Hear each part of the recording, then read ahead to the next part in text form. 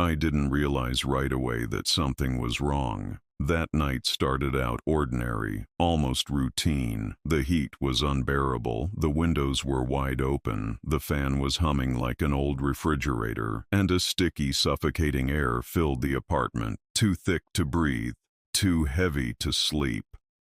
I was scrolling through old videos, searching for something, anything that wouldn't disgust me, and I stumbled upon a live stream. Someone had set up a camera inside an abandoned house outside the city. On the screen, a dusty room, furniture draped in gray sheets, and in the center, a cracked mirror reflecting nothing but emptiness. I didn't even notice when I turned the sound on. There were no words, no music, just a strange, rhythmic creaking, like someone dragging a bag across the floor. It came sometimes from the right, sometimes from the left, but the camera didn't move. It only trembled, barely perceptible, like during a minor earthquake. I pulled away from the screen to pour myself some water, and that's when I heard it for the first time. Not the creaking, not the sound. A voice, a whisper. It was saying my name. At first, I thought it was a glitch, or a coincidence. I sat there, staring at the monitor, hypnotized. "Don't turn around," the voice said, calmly, clearly.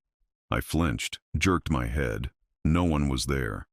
The room was empty, only the clock on the wall ticking away seconds. But I didn't remember owning a clock. From that moment, I understood. This wasn't a stream. It was a window, not a metaphor, not a poetic image. A real window, and someone was standing on the other side. Someone who knew my name, my apartment, my clock, the one I didn't have, but which now ticked behind my back. I turned off the video, but the mirror was still on the screen, only now it was in my room. I saw my own reflection, and someone standing behind me, a figure, tall, thin, almost faceless, only a mouth, huge, stretching unnaturally from ear to ear. It opened and closed soundlessly, as if repeating, "You heard me." I don't remember jumping up, but apparently I knocked over the chair and slammed my shoulder into the door frame. My vision went dark. I don't want to recount everything that happened next, but I have to. Otherwise, it will stay with me. Otherwise, it won't let go. Later, I understood that every detail of that night was important, and every mistake was fatal. At first, I thought I was just tired, stress, lack of sleep, work. But everything started falling apart fast. Things began to disappear. Simple things. A spoon, a towel, batteries. I thought I was just misplacing them, but then the keys went missing. And after that, my voice. I woke up and couldn't speak. My throat convulsed, my tongue moved, but no sound came out. No scream, no whisper, only an echo inside, a hollow. I jumped up, started scribbling on paper, but my hands were shaking. The words came out crooked, like they weren't written by me, or not by human hands at all. And the ink ran down the page like blood. I ran to the bathroom to wash my face, and that's when I saw him, clearly, in the reflection behind me. He wasn't hiding, he was waiting. I screamed and didn't hear myself. I screamed again, and this time I did hear a voice, but it wasn't mine. It was his, from within. He was speaking for me, with my tone, my words. He laughed. He breathed through my lungs. He spoke with my face. I slapped myself, flicked the lights on and off, dropped to my knees. But the voice kept sounding, hollow, steady, from the inside. The next day, I went to church. The priest didn't even let me in. He looked into my eyes and turned away. Shut the door in my face. Not a word. I called my mother. She didn't answer. I went to my friend's place. He said I had come the night before. that I stood at his door all night in silence, that when he opened it, I just looked at him and smiled. But it wasn't me. I was at home. I swore. 3 days later, I stopped sleeping. Because every night, he sat by my bed. And if I drifted off, he would lie beside me and touch my skin. His hands were cold, ice cold. But in the morning, I found burns. Red, fresh, in the shape of fingers. One morning, I woke up with my hair completely shaved, smooth. Not a single cut, as if sliced off with air. I ran, rented an apartment on the other side of the city, told no one the address, turned off the internet, threw out my phone, but in the bathroom mirror, he was already there, watching, smiling, no eyes, just a mouth. And when I tried to smash the glass, the reflection stayed, and it began to speak, without moving its lips.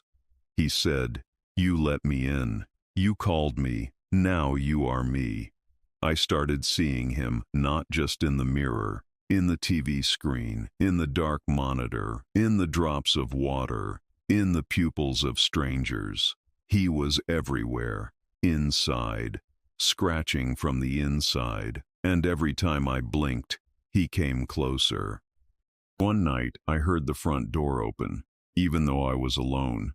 I knew the lock was shut, but I heard footsteps, on the carpet, on the parquet, through the hallway. They weren't his, not mine. These were someone else's feet. Too heavy. I lay still, holding my breath, but the breathing was there, near my ear, from above. He was standing over me and whispering, "Open your eyes." I didn't, but he showed himself anyway, right under my eyelids, black, faceless, formless, only mouth, only voice. I don't know how much time has passed. I don't count the days. I'm sitting here, writing this, and I hope that you, whoever is reading this, haven't looked into the black mirror, haven't opened the door on the third knock, haven't repeated your name after midnight, because if you have, he's already close. He's behind you. He's waiting for you to blink. And once you do, he will become you. You won't believe it, but one day you will write this text yourself, with the same words, in the same handwriting, on the same paper, because you are already me, and I am no longer human. I started noticing how my skin began to change. It became thin, almost transparent, like a fabric stretched over something else, something not made of bone. There was movement beneath it. I could feel something foreign crawling through my veins. It wasn't fear. It was an invasion. I stared into the mirror and no longer recognized myself. My eyes had sunk deeper. My lips turned bloodless. My pupils expanded into pits of emptiness. I felt no pain, but I felt something moving my arms, like I was a puppet. He was learning to control the body, slowly, carefully, methodically. I didn't leave the apartment, but I started receiving letters. No return address, no stamps, just my own handwriting on the envelopes. Inside were notes. Don't trust the light. He sees when you sleep. You are almost done. And one day, only a single word. Mirror. I threw out all mirrors. Deleted the camera from my phone. Removed the screen from my laptop. But he still found a way. His reflection was no longer confined to glass. It now lived in words, in sounds, in shadows. He no longer hid.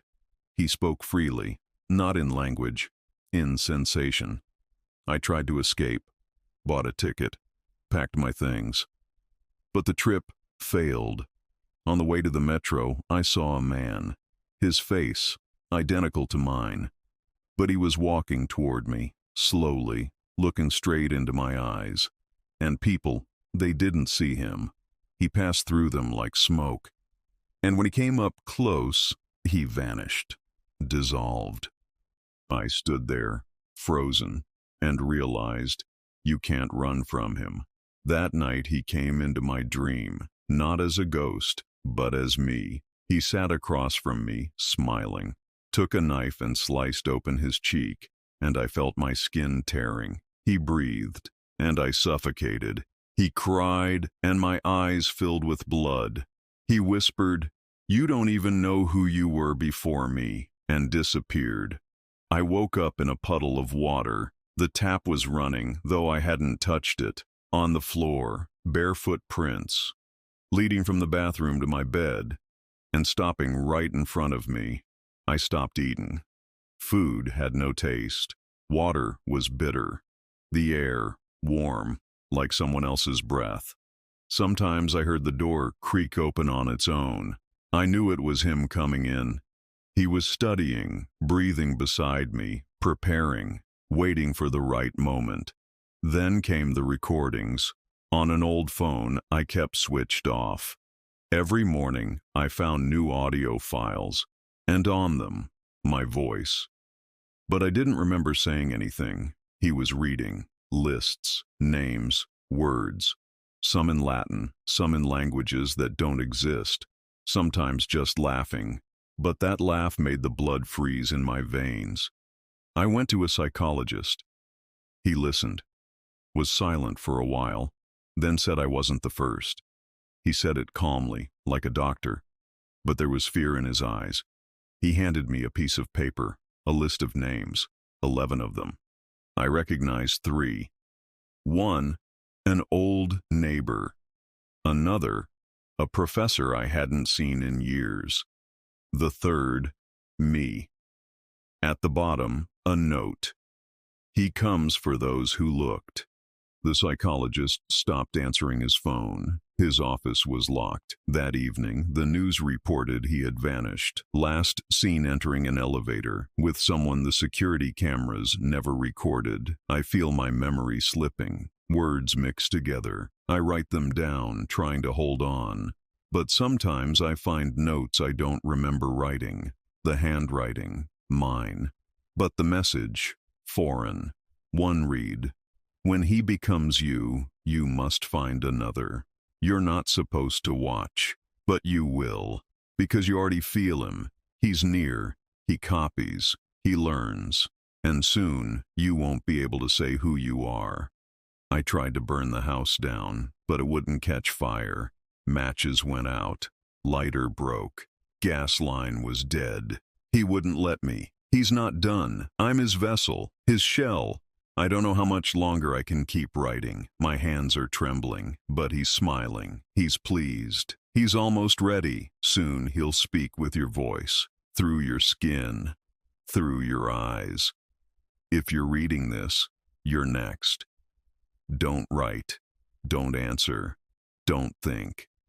Just don't look into the mirror, especially not if someone is standing behind your reflection.